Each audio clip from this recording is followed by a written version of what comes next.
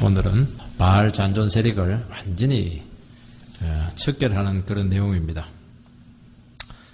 예후 혁명의 문제는 늘 이야기했듯이 하나님의 뜻을 이루어 드리면서도 자기 뜻을 이루려고 하는 자기 안에 있는 그 정치적인 야망을 우선시하는 바람에 100%의 순수한 종이 되지 못한 것이 예후의 항상 그 문제점이었습니다. 이것은 믿음의 문제입니다. 믿음이 없었기 때문입니다. 오늘 본문은 혁명의 마지막 관문입니다. 정치적인 모든 세력들은 척결을 했는데 이 바알 세력을 제거하는 것이 문제였습니다. 바알 세력을 제거하는 것은 상당히 중요한 영적인 문제입니다. 그런데 이 가운데서도 예후의 또 이런 이중적인 모습들이 나타나게 됩니다. 그래서 예후는 어떻게 보면 막 수십 년 동안 내려왔던 그런 적폐들, 요즘 적폐 이렇게 얘기를 많이 하는데요. 적폐들 일거에 소탕을 하는데 평가가 참 빈약합니다. 여기에 그 마음속에 순수하지 못했기 때문입니다. 첫 번째는 바알 세력에 대한 척결이 나옵니다. 생생하게 그 과정들을 기록을 해놓았습니다. 생생하게 기록했다는 것은 바알 세력을 다 없앴다 한마디로 끝나야 되는데도 불구하고 생생하게 그 과정을 기록해 놓은 것은 그 과정 속에 하나님께서 뭔가 하시려고 하는 메시지가 있기 때문에 그렇게 하는 것입니다. 좋은 이야기하기 위해서 한 것이 아닙니다. 18절 말씀을 읽어보면은 예후가 백성을 모으고 그들에게 이르되 아합은 바알을 조금 섬겼으나 예후는 많이 섬기리라. 예후는 먼저 자기 자신은 아합보다 바알을 더 많이 섬기겠다. 공개적으로 거짓말을 합니다.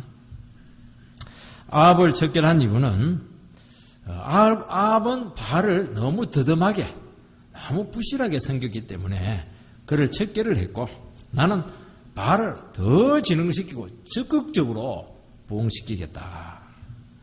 그래서 내가 아합을 척결했다. 그런 식으로 분위기를 지금 몰아가고 있습니다.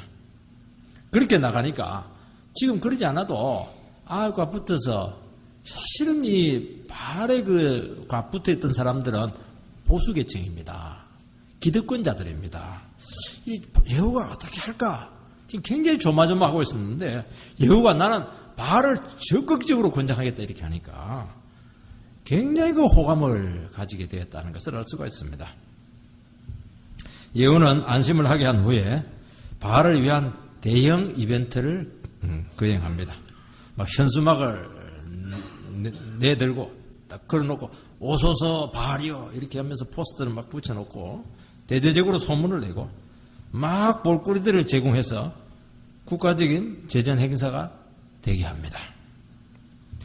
거대한 행사에 오지 않으면 정말 바알을 섬기는 순수한 자가 아니다. 그래서 죽이겠다. 굉장히 그 위협까지 이렇게 해서 전부 다 지금 전국적으로 끌어모으고 그것도 부족해서 사람들을 보내가지고 구석구석에 있는 사람들 전부 다 끌어모으게 됩니다. 그 행사에 축사를 누가 했겠습니까? 예후가 했죠. 하나님을 위하여, 예후를 위하여, 바알을 위하여, 뭐 그렇게 막 지금 구호를 외쳤을 것입니다. 예후는 참가자들을 안시키기 위해서 바알 제사장들에게 예복을 입힙니다. 예복을 멋지게 준비를 합니다. 준비를 해서 너희들 얼마나 소중하게 여기는가 착각하도록 만듭니다. 그래서 행여라도 여호와의 제사장들이 몰래 들어와 함께 죽을까 싶어서 여기에 여호와를 섬긴 사람들 다 나가라 뭐 그렇게 하고 바깥에 정예병 80명을 딱 대기시켰다가 잔인하게 학살을 합니다. 집단 학살을 합니다. 참 예후는 과단성이 있습니다. 한번 했다면 주도 면밀하게 그 개미새끼 한 마리 빠져나가지 못하도록 철저하게 이거 능력입니다. 이것은 아무나 못합니다. 그런데 우리는 이 장면을 어떤 시각에서 바라봐야 되느냐 하는 문제입니다. 바알의 종교를 없애고 여호와의 종교를 확립하는 것은 이것은 분명한 하나님의 뜻이고 또 그에게 주어진 사명이었습니다. 그런데 예후는 거짓과 속임수를 공개적으로 씁니다. 여호와의 종교를 바로 세우기 위해서는 하나님이 기뻐하시는 방식으로 해야 되는데도 불구하고 이것에 대한 고려가 전혀 나타나지 않습니다. 무지막지한 혁명적인 방법, 세상에서도 이렇게까지 철저하게 해내지 못합니다. 그 예후는 이스라엘이 아니더라도 다른 나라에 가서도 정말 혁명을 하면 철저하게 한 그런 사람인 것입니다. 여러분, 엘리야도 바알 제사장하고 바알 선지자 850명을 기송강에 가서 막 죽입니다. 엄청난 승리를 거두게 됩니다. 예후가 죽인 것과 엘리야가 죽인 것의 차이가 무엇이냐 하는 문제입니다. 엘리야는 갈멜산에서 정정당당하게 경연대회를 합니다. 이것도 큰 이벤트죠. 이벤트를 해서 정말 바알이 하나님인지 여호와가 하나님인지 한번 우리 하늘에서 뿌리 떨어지는 것을 통해서 한번 하자. 공개 테스트를 합니다. 그래서 참 하나님이 어떤 분인가 하는 것을 드러내는 방식으로 그렇게 했던 것입니다.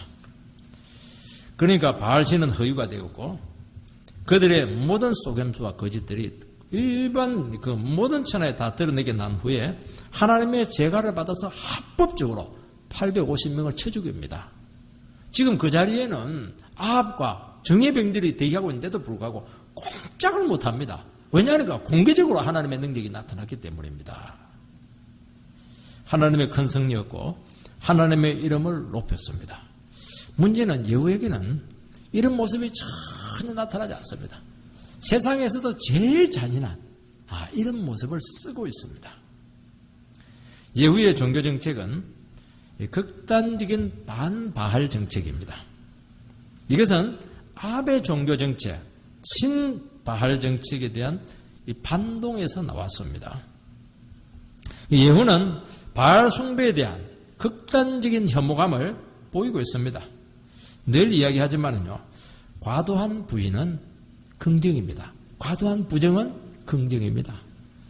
자녀들 중에서 나는 절대로 내 손에 장이 찢어져도 절대로 결혼하지 않겠다. 막 정책을 하면서 이야기할 때는 결혼하고 싶구나. 그렇게 우리는 받아들입니다. 마찬가지입니다. 극단적인 반대는 사람들에게 의심을 심어줍니다. 극단적인 명분을 내세울 때는 그 이면을 보면 자기 계산이 다 깔려 있는 것입니다. 예후가 뭐 다른 이 의도를 갖고 있는 것은 아닌가, 이런 의심을 불러일으킨다는 것입니다. 예후의 반바알 정책은 자기 자신의 정치적인 계산이 깔려 있었습니다. 이들은 아합의 영향권 아래 있었던 사람이었고 예후의 통치에 걸림돌이 될 것이 분명합니다. 그래서 이단이라고 하는 제목으로 모두 숙청해서 자기 자신의 정치적인 기반을 확고히 하려고 했던 것입니다. 하나님을 높이고 하나님을 영광스럽게 하고 이스라엘을 완전히 여호와의 종교로 해서 부흥을 시키고, 그것은 2차적인 문제입니다. 자기 정치적인 기반을 공고히 하겠다. 이게 그 사람의 속내였던 것입니다. 하나님은 참 놀라운 사실은 아무리 거룩한 일을 하고 아무리 교회를 세우고 하나님 나라를 위해서 막 헌신을 하고 이렇게 했더라도 눈에 보이는 결과를 보지 않습니다. 그 사람이 어떤 마음으로 했던가, 어떤 동기로 했던가, 어떤 방법으로 했던가, 이 부분을 반드시 점검을 하게 되고 그 부분에 대해서 불분명하게 되면 성령의 역사가 나타나지 않고 부흥이 절대로 나타나지 않습니다. 여러분, 우리나라 그 제3공화국 때의 국시가 뭐냐면은 반공입니다. 반공은 공산주의를 반대한다 하는 뜻을 가지고 있습니다.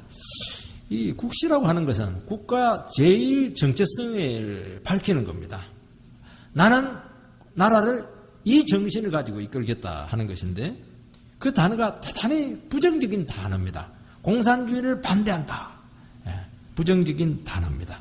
그래서 이 국시가 될 수 있는가에 대한 많은 논란이 있었던 것으로 저는 기억을 하고 있습니다. 왜 통치자가 반공을 극단적으로 강조했느냐 하는 이유는, 그 통치자가 일본 군관학교 출신이었고 또 우리 통일되고 나서 북한하고 연루된 것이 아닌가 하는 그런 의혹을 받게 되고 자칫하면 사형까지 당한 그런 전력이 있었던 것이 드러나게 되었습니다. 그래서 공산주의를 지독하게 혐오한다는 점을 부각해서 그의 약점을 숨겼던 것입니다. 그런데 이 반공이라고 하는 이 국시가 너무나 많은 지식인들, 양심수들, 민주 세력들을 무자비하게 탄압하는 그런 수단이 되어서 원성을 많이 샀던 것을 알 수가 있습니다. 이 극단적인 반대는 위험하다 하는 것을 알 수가 있고, 어떤 아무리 좋은 우리나라가 남북이 대치되어 있는 그런 상황 가운데서도 얼마나 중요한 문제입니까? 그렇지만은 그 굉장히 중요한 그 문제들 속에서도 순수하지 못한 부분이 있었다는 것을 보여주는 것입니다. 이는 예후의 극단적인 반발 정책은 순수하지 못했습니다. 권위주의적인 방식으로 사용되었고, 자기가 바를 위한다. 그렇게 한순간에 전 백성들이 보이는 앞에서 그들을 학살을 했던 것입니다. 이유가 어떻든지 간에 그 모습이 너무 아름답지 못한 것입니다. 우상숭배자들에게 전향할 수 있는 기회를 전혀 주지 않았습니다. 제도적으로는 여호와의 신앙으로 돌아왔지만은 그를 통해서 진정한 부흥의 역사는 나타나지 않았습니다. 마음으로 말씀에 순종하는 모습이 일어나지 않았고, 여호와의 종교가 위선적으로 보이게 하는 그런 부정적인 결과를 낳게 되었던 것입니다. 우리가 참 지금은 아니지만 한 10년 전쯤 좌파 정권에 의해서 그동안 우리나라가 이 근간이 되었던 그런 제도들, 가치들이 많이 흔들리게 되었습니다. 이때 많은 기독교 종교인들 아니면 다른 종교인들이 막 머리에 막 삭발을 하고 정치에 적극적으로 개입을 하기도 하고, 기독교에서는 막 정당까지 만들어서 정권을 다시 되찾아야 되겠다, 이런 운동들이 아주 공공연하게 나타나게 되었습니다. 자칫 기독교의 정체성을 잃게 되었고 정치에 이용될 수 있는 소지가 대단히 많았습니다. 여러분, 기독교가 해야 될 우선적인 사명은 눈에 보이는 이 나라 세계를 개선하기 위해서 뭔가 운동을 하는 것이 아니고 정치를 하는 것이 아닙니다. 그러면 반드시 권력의 신이가 될 수밖에 없고, 권력자들은 그래서 딱 씁니다. 그래서 자기 정치적으로 유리하도록 반드시 이용하게 되어 있습니다. 하나님의 이름이 나타나는 것이 아니고 권력의 신으로 반드시 전락하게 되어 있습니다. 권력으로 들어가는 순간 기독교의 생명력은 끊어지게 되어 있는 것입니다. 그래서 기독교가 해야 될 우선적인 사명은 반드시 거리를 둬야 됩니다. 말씀으로 돌아가는 것이고, 말씀을 통해서 부흥을 일으켜야 된다는 것입니다. 말씀은 진리가 너희를 자유케 하리니 했기 때문에 하나님의 말씀은 어디에도 예속이 되는 순간 의미가 없습니다. 생명력은 꺼지게 되어 있습니다. 말씀의 가치는 어디냐? 오직 하나님만 부여잡고 이 말씀만 부르짖게 될 때, 그때 능력이 나타나고 부흥이 나타나고 그 나라가 새로워지고 가정이 새로워지고 교회가 새로워진다는 것을 분명히 보여줘야 되는 그런 사명이 있는 것입니다. 교회도 마찬가지입니다. 교회도 하나님의 말씀 외에 다른 것에 이렇게 막 눌리게 될 때 절대로 하나님의 말씀이 말씀이 되지 못하는 것입니다. 그래서 우리 교회와 성도들이 제일 우선적으로 지켜야 될 것은 무엇이냐 하니까 이 진리의 자유를 빼앗기지 않는 것입니다. 말씀을 손에 봐가면서까지 어떤 것도 우리는 취하지 않아야 되는 것입니다. 목숨까지 내어놓을 정도로 이렇게 하게 될 때 주님께서는 계속 말씀의 부흥을 주시고 능력을 부어주셔서 우리를 하여금 계속 주님의 선한 도구로 쓰시고 새롭게 하신다는 것을 말씀하고 있는 것입니다. 여러분, 기독교는요, 양심의 보루가 되어야 됩니다. 양심의 보루가 되기 위해서는 자기가 살려고 하면 안 됩니다. 자기가 영광을 받으려고 하면 안 되고, 자기가 뭔가를 취하려고 하면 안 되는 것입니다. 죽어가면서, 십자가에 달려가면서 목소리가 살아있어야 됩니다. 목소리. 말씀이 계속 살아서 나와야 됩니다. 죽어도 나는 이 진리는 포기하지 않겠다. 그렇게 순교하면 너무 영광스러운 것입니다. 여기에서 진정한 비판 기능이 나타나게 되어 있고, 영혼을 살릴 뿐만 아니라 나라를 살리고 새롭게 하는 능력이 여기서 다 나타나는 것입니다. 이 부분에 있어서 예후는 미스를 범했던 것입니다. 예후는 하나님을 제쳐두고 자기 자신이 주도권을 쥐고 모든 일을 다 추진합니다. 하나님께서는 실제 정치 현장에서 역사하지 않은 분으로 간주하였습니다. 하나님을 치열한 삶의 현장에 오게 하셔서 말씀이 이끌어가도록 그렇게 자기 자신을 계속 드려야 됩니다. 어떻게 해야 됩니까? 아무리 아이디어가 좋고 아무리 생각이 좋고 정책이 좋고 따르는 사람이 있더라도 어떻게 해야 됩니까? 하나님하고 다 내려놓고 하나님 기도하면서 어떻게 이끌어가야 되겠습니까? 하나님께서 인도해 주십시오. 하나님께서 하시는 말씀이 무엇입니까? 말씀하여 주십시오. 말씀이 끌고 가게 해 주십시오. 이게 답인데 이렇게 하기에는 머리가 너무 잘 들어왔습니다. 너무 똑똑했고 너무 아이디어가 많았고 너무 모든 것을 주도할 수 있는 그런 능력이 많았던 것입니다. 이 부분은 믿음의 문제고 이것은 다른 사람이 대체해줄 수가 없습니다. 비록 더디게 보일지라도 하나님께서 역사하시고 부흥을 오게 하는 이 길로 가야 된다는 것을 우리는 뼈에다 다 새겨놔야 됩니다. 아무리 좋아도 하나님이 싫으면 안 하는 겁니다. 아무리 안 될 것 같아도 하나님께서 오게 하고 말씀으로 하게 되면은 반드시 되게 되어 있습니다. 걸어가지만은 반드시 되게 되어 있습니다. 이 싸움을 해내기 위해서는 우리는 어떻게 해야 되냐? 다 내려놓고 오직 주의 말씀만 의지하겠습니다. 이 믿음 하나로 철저하게 무장이 되어야 된다는 것입니다. 지난 과거 기독교 역사에서 참 부끄러운 순간들이 너무 많았습니다. 십자군 운동도 그렇게 부끄럽고요. 옛 성질을 회복해야 된다. 그런 명분들은 어린아이들까지 막 전부 다 불러들여가지고 7차에 걸쳐서 원정을 하고 이렇게 했는데 그 애들 전부 다 아프리카 그 노예로 다 팔려버렸습니다. 얼마나 부끄럽습니까? 결국에는 처절하게 가장 지옥의 역사가 되었던 것입니다. 하나님 그렇게 역사가 나옵니다. 아무리 성질을 회복을 하고 예루살렘 성결을 회복하고 여호와를 위하여 깃대를 높이고 이렇게 해도 아무 소용없어요. 그건 니들이 하는 것이고 내하고는 아무 상관없다는 겁니다. 주님께서 원하는 것은 무엇입니까? 구호가 아닙니다. 좋은 명분이 아닙니다. 지금 이 순간 네 가운데 하나님 말씀이 살아있느냐? 말씀이 너를 끌고 가고 있느냐?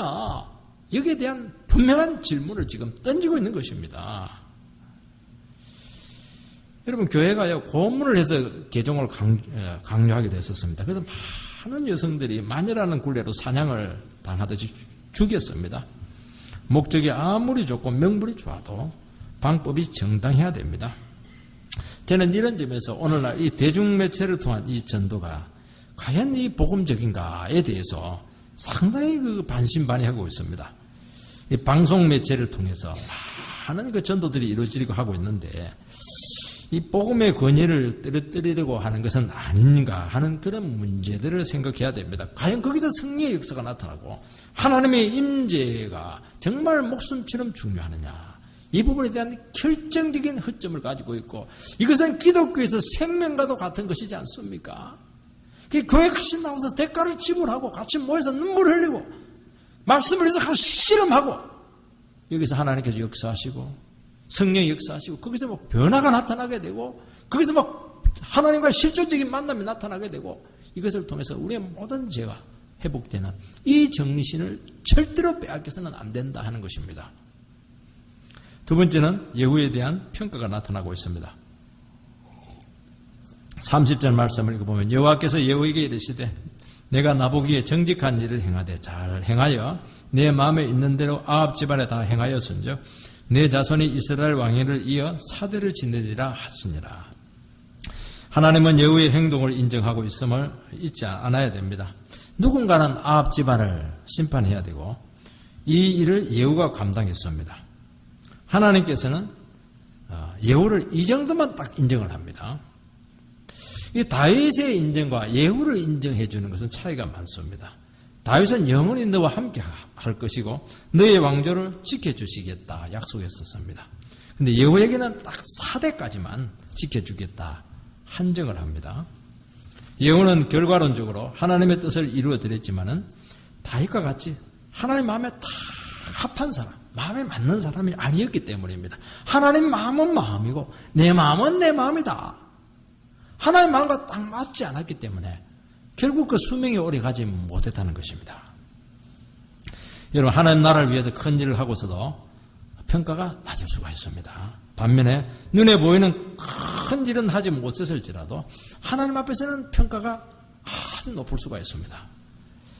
예를 믿음의 족장 중에 에녹은 눈에 보이는 대단한 일을 하지 않았습니다. 에녹이 한 것이 무엇이냐면은 아들 머두셀라를 낳고 나서 65세에 낳고 나서 300년 동안 하나님과 동행하다가 356세에 하나님이 데려갔습니다. 이게 뭐냐니까 에녹에 대한 그의 전 삶에 대한 평가입니다. 그 당시 홍수 이전 시대인데 사람들은 막 1000년 가까이 이렇게 살다 보니까 너무 세속화되었습니다. 세상이 너무 좋은 겁니다. 에녹은 위대한 설교자도 아니었습니다. 그냥 가장이었습니다. 그냥 에녹고 하나님과 동행해서 산 겁니다. 그런 노아처럼 방주를 만들지도 않았습니다. 노아는요, 위대한 설교자였습니다. 방주만 지은 것이 아닙니다. 노아는. 그래, 평생 동안 설교했는데 딱 자기 식구만 구원했었습니다. 그 정도로 배교가 심했던 그 당시였습니다. 그렇지만 이 불신의 시대에 하나님을 인정하는 삶을 그는 살게 됩니다. 그 아들 이름이 머두셀라인데요. 뜻이 심판입니다. 사람들은 머두셀라 이름을 부르면서 어쩔 수 없이 하나님의 심판을 생각나게 합니다. 그래서 머두셀라는 969세라고 하는 가장 오랜 삶을 살게 됩니다. 사람들은 하나님의 심판이 없다고 생각했었습니다. 또 부인하고 싶었습니다. 그러나 머두셀라가 죽으면 혹시 하나님께서 심판하실지 모른다는 그 불안감 때문에 하나님께서는 그의 죽음을 오래 연기를 해서 주일학교 때 늘 퀴즈로 나온 거 아닙니까? 세상에서 제일 오래된 산 사람이 누구냐? 그러면 머두셀라 이렇게 하는데 에녹이라면 틀립니다. 에녹은 적게 살았습니다.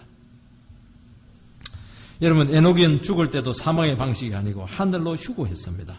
사람들은 이 세상의 모든 것이라고 여기고 막 세속적으로 살아갔었습니다. 에녹은 이 세상은 임시적인 처소에 불과하고 영원한 그 나라 천국이 있다는 것을 죽음의 과정을 통해서 전구했었습니다. 어제까지 같이 밥을 먹고 어제까지 같이 대화를 했는데 보니까 그 다음날 보니까 그들이 보는 눈앞에서 올라가는 겁니다. 너무나 큰 충격이었던 것입니다. 그러니까 에녹의 삶은 무엇이냐?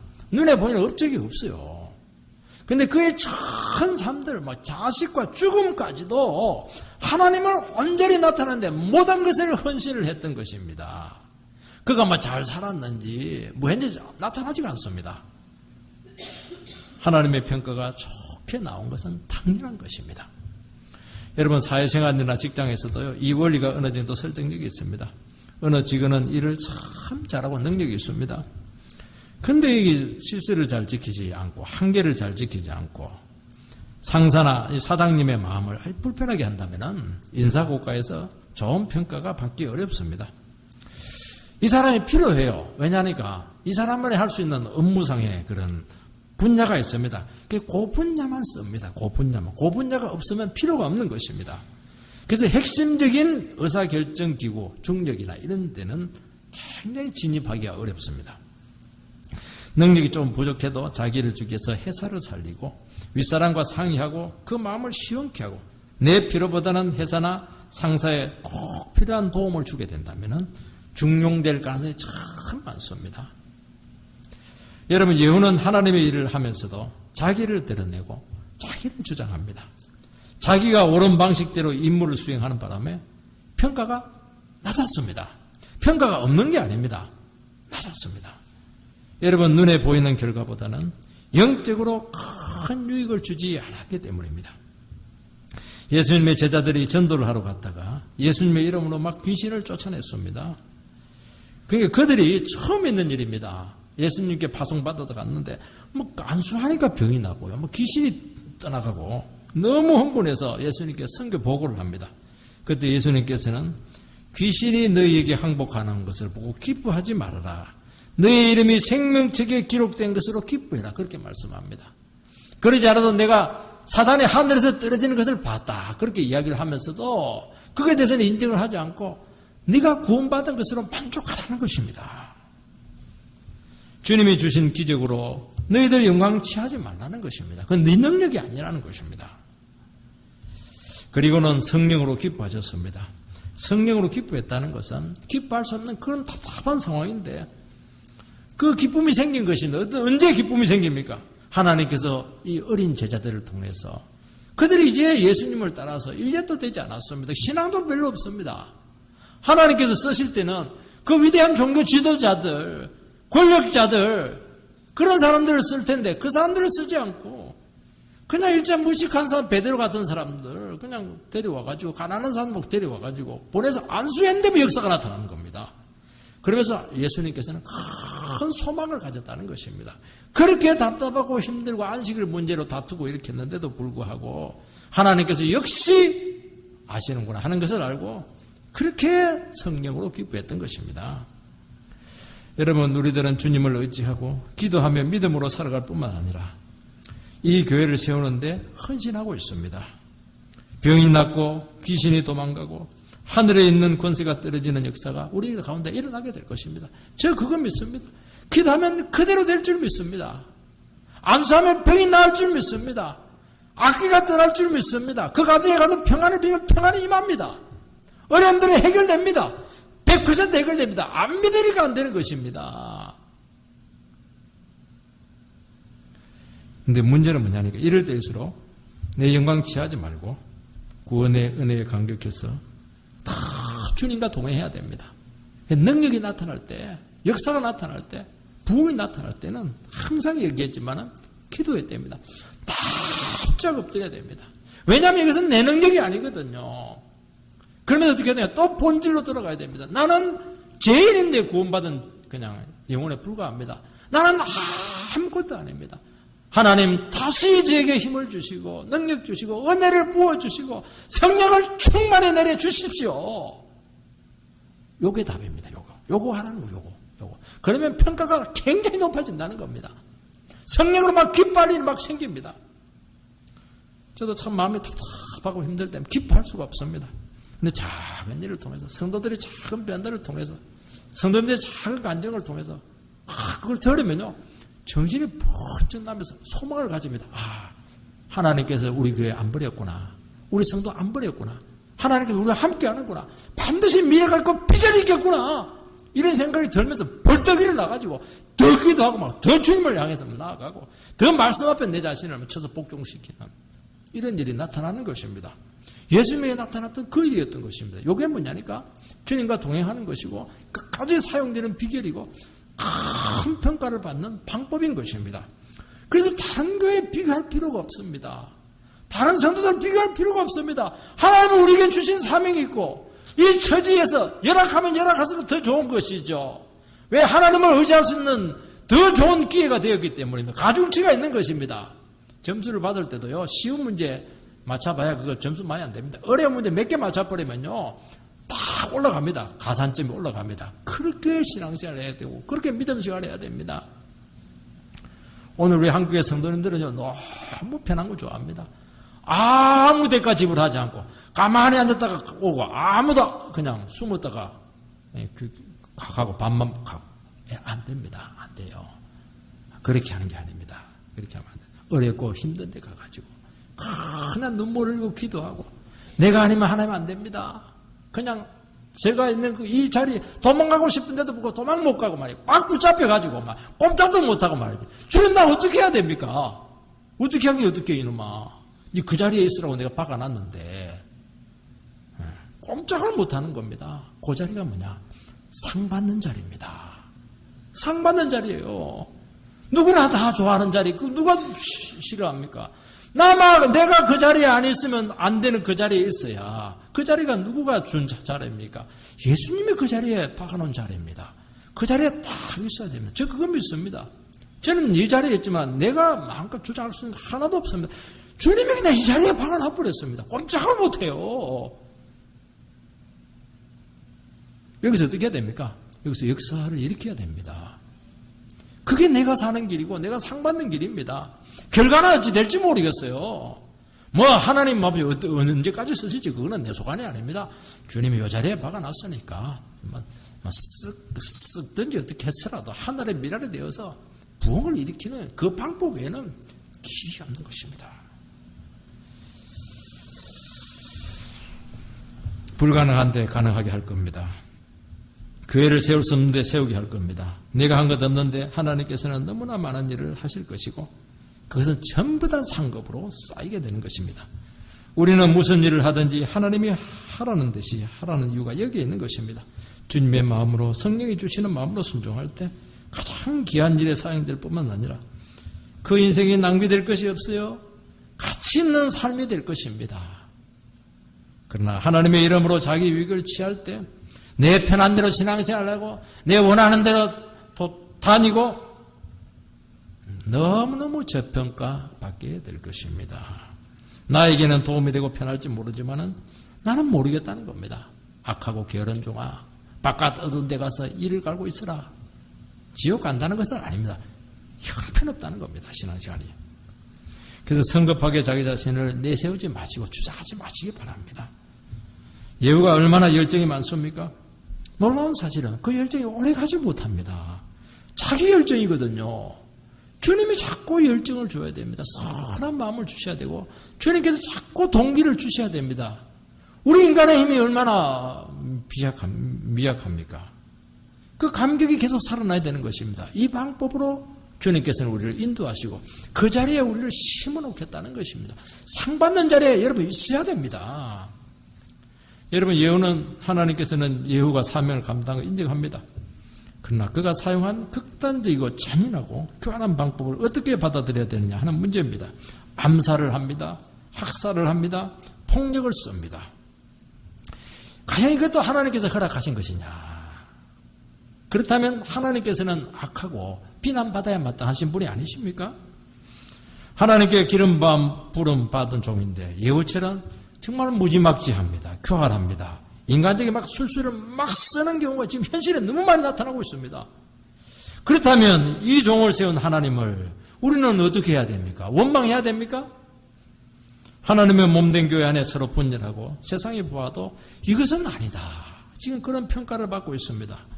그렇게 많은 혼란과 거짓이 난무하고 있습니다. 거룩한 교회 안에 이단이 들어와서 막 교회를 황폐화시키고 있습니다. 하나님께서는 이런 일이 일어나지 않기를 바라십니다. 실제 우리의 삶의 현장에 가혹한 일이나 시련이 너무나 많이 일어나고 있습니다. 하나님은 이런 상황에 대해서 분노하십니다. 그 책임을 반드시 묻습니다. 하나님께서는 이단이나 우상숭배나 제약을 언제까지 절대로 자시하고 보지 않습니다. 하나님께서는 예후를 쓰셨습니다. 그러나 그는 잔인했습니다. 하나님은 계시지 않은 것 같고 자기들에 대해서 막 분노하고 계시는 두려운 분으로 모든 사람들에게 지금 나타나고 있습니다. 과연 하나님께서 하시는 일인지 분별이 되지 않습니다. 그러나 그곳에도 하나님께서는 함께 하시고 그 모든 상황을 지고 있는 것입니다. 하나님이 안 계신 것 같은데도 불구하고 하나님은 그 상황 가운데서도 하나님 반드시 보시고 있다는 것입니다. 여러분, 잔인한 쿠데타 중에서도 하나님이 계셨습니다. 하나님께서는 이런 방법을 통해서도 자기 백성들을 지키시고 이끄시고 또 이런 방법을 통해서 내가 원치는 않지만 그 가운데서도 선하게 주님께서는 그 모든 의미를 내가 만들어 가겠다. 너희들을 거룩한 도구로 한번 이거 만들어 보겠다. 그렇게 말씀하고 있는 것입니다. 그래서 늘 이야기했지만 예후는 이스라엘 왕이었지만 하나님께서 자기 백성들을 연단하는 몽둥이였고 징계의 도구였습니다. 이스라엘 백성들이 말로 안 되는 겁니다. 말씀으로 안 되기 때문에 그냥 무지막지한 예후를 세워서 그들의 우상과 악행에 대해서 다시는 미련을 가지 못하도록 하나님 앞에 그들 뼛속에 이렇게 심겨 놓았다는 겁니다. 철저히 돌아오라는 겁니다. 하나님께서는 원치 않지만 이런 방식을 통해서도 백성들이 깨끗해지기를 바라고 있습니다. 이 모든 일들이 난 결과는 결국 백성들이 뿌린 씨에 있습니다. 그 열매입니다. 한 번 열매를 한번 맛보게 하신다는 것입니다. 이것을 통해서 하나님께서는 인간들의 죄에 대해서 얼마나 고통스러워 하시는가 하는 것을 깨닫게 하신다는 것입니다. 마지막으로는 예후의 한계와 그 결과가 나타납니다. 31절 말씀을 읽어보면 그러나 예후가 전심으로 이스라엘 하나님 여호와의 율법을 지켜 행하지 아니하며 여로보암이 이스라엘에게 범하게 한 그 죄에서 떠나지 아니하였더라. 예후는 바알을 척결했지만은 결국 여로보암의 죄를 극복하지 못합니다. 여로보암의 죄가 무엇이냐 하면은 초대왕 여로보암의 죄는 종교를 정치적인 수단으로 이용을 한 것입니다. 그러니까 여로보암이 이제 왕이 되었는데 이 초대왕입니다. 얼마나 불안정했겠습니까? 그래서 이 불안정을 종교를 통해서 극복을 하려고 합니다. 불안정하면 어떻게 해야 됩니까? 두려우면 어떻게 해야 됩니까? 불안정한 대로 그대로 놔둬야 됩니다. 대신 어떻게 하면 자기는 하나님을 붙들면 됩니다. 말씀을 붙들면 됩니다. 그러면 하나님께서 불안정하지만은 그 가운데서 반드시 지키시고 인도하시고 부흥을 줍니다. 근데 그렇게 하지 않고 자기 인간적인 방법을 썼던 것입니다. 남유다 성전에 가서 예배 드리지 못하도록 단과 베델의 금송아지를 섬기게 하고 평민을 제사장으로 임명을 하고 유월절을 일부러 한 달 뒤로 지키게 합니다. 똑같이 지키면 자꾸 남쪽으로 내려가니까 말입니다. 하나님 말씀대로 하면 하나님이 지켜주신다는 것을 믿지 못했기 때문입니다. 그래서 우리의 신앙은 어디서 평가가 나느냐? 불안할 때, 두려울 때, 이때 우리의 신앙이 평가납니다. 이때 어떻게 되면 쭉 생각하고요. 그냥 하나님 쭉 하고 붙들어야 됩니다. 하나님 말씀 쭉 하고 붙들고 말씀 묵상하고 기도하면서 그렇게 하면 어떻게 되냐니까 불안한데 상황은 똑같은데도 불구하고 이상하게 하나님께서 확신을 줍니다. 함께한다. 걱정하지 마라. 내가 지켜준다. 네가 지금 바로 가고 있는 것이다. 때가 있다. 하나님 역사할 때가 있다. 그때까지 참아라. 내가 모든 상황을 인도해 주겠다. 반드시 주님이 함께 하십니다. 이걸 못 믿으면요. 지방벌 쓰다가 제게 넘어서 넘어지게 되어 있습니다. 그것마다 전부 다 주님 앞에 심판거리로 나타난다는 것입니다. 여러분 하나님 믿지 못하면요. 결국 자기가 자기를 지켜야 됩니다. 내 힘이 중요해요. 내 권력이 중요합니다. 하나님의 명령을 의해서라도 나라를 지키면 된다. 이런 의식이 생기는 것입니다.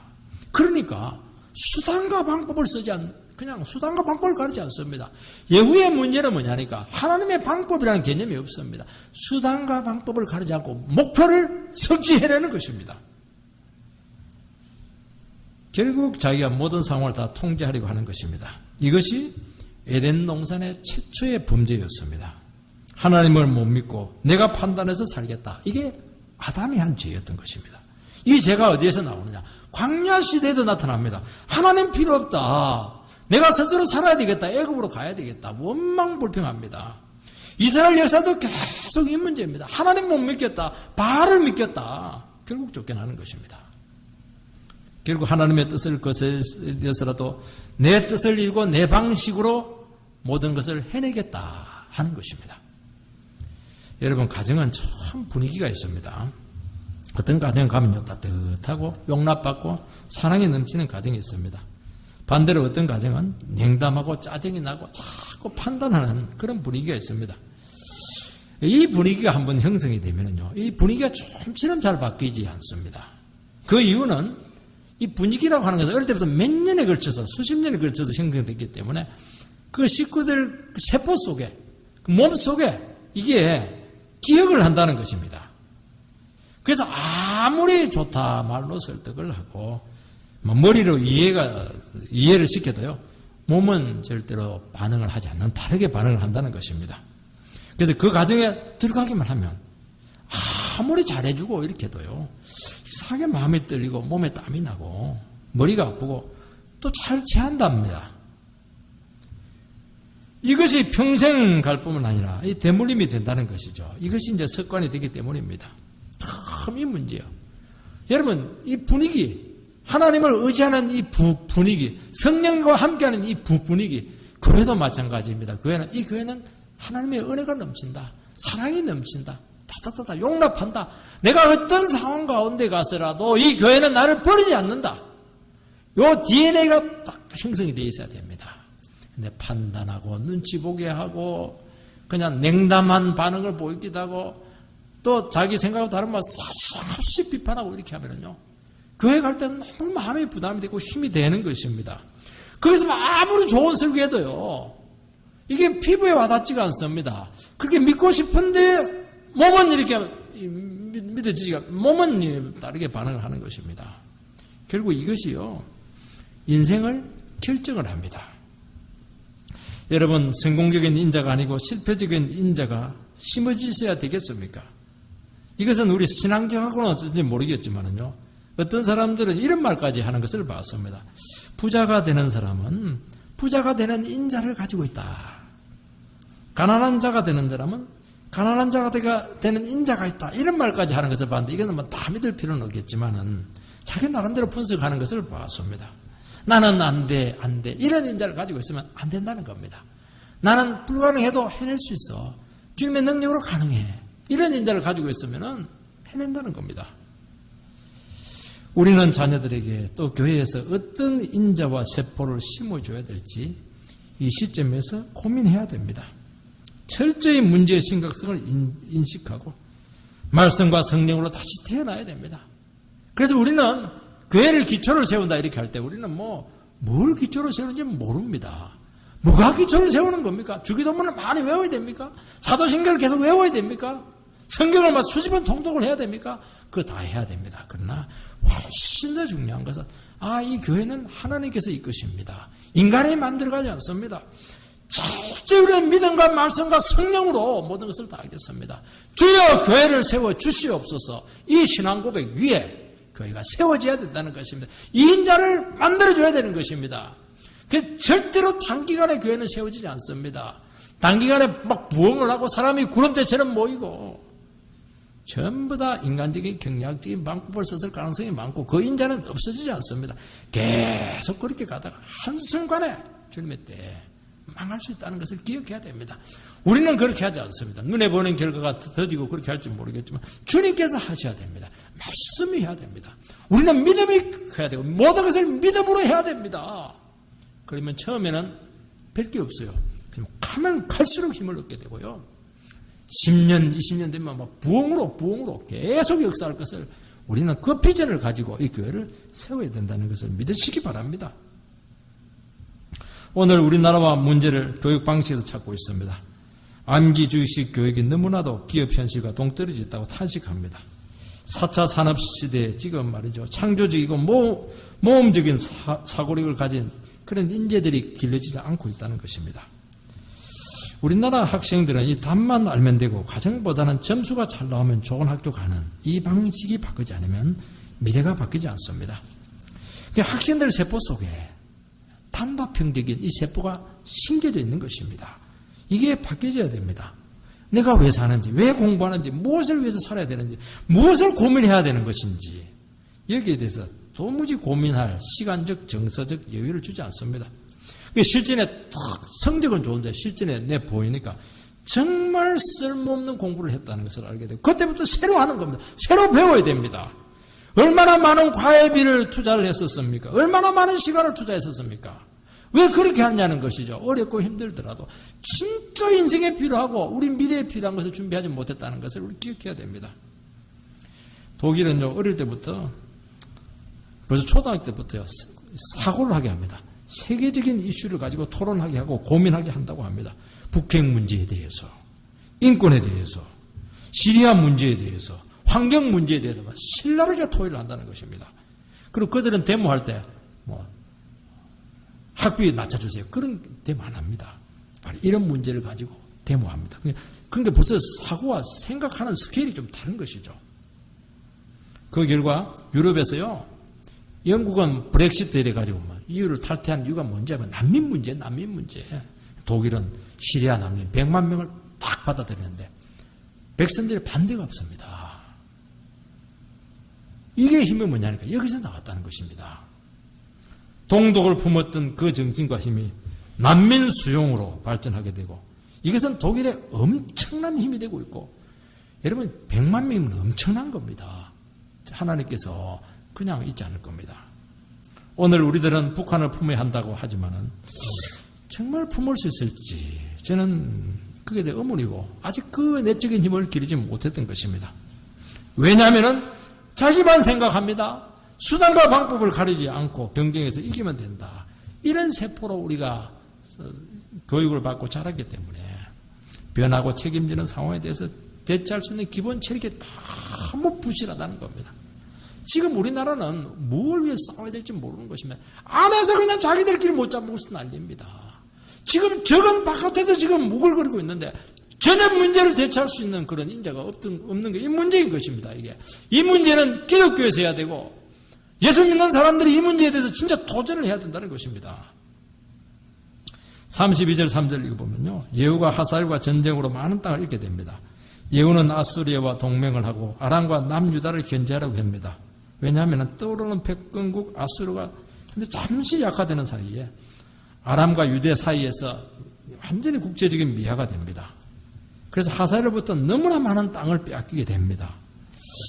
이 예후의 문제는 뭐냐니까 아수르와 아람을 견주어서 나라를 자꾸 지키려고 한 것입니다.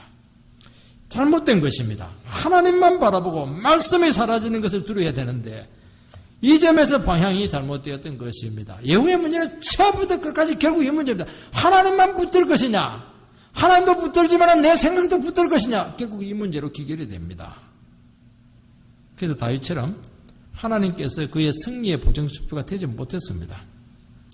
그 증거가 엘리사가 그의 통치 28년 동안 한 번도 개입하지 않았던 것입니다. 그 이유는 예후가 말씀에 관심이 없었기 때문입니다.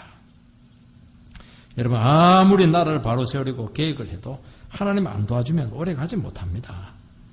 여러분, 오늘 우리 시간 분명한 하나님의 말씀 철학을 가져야 됩니다.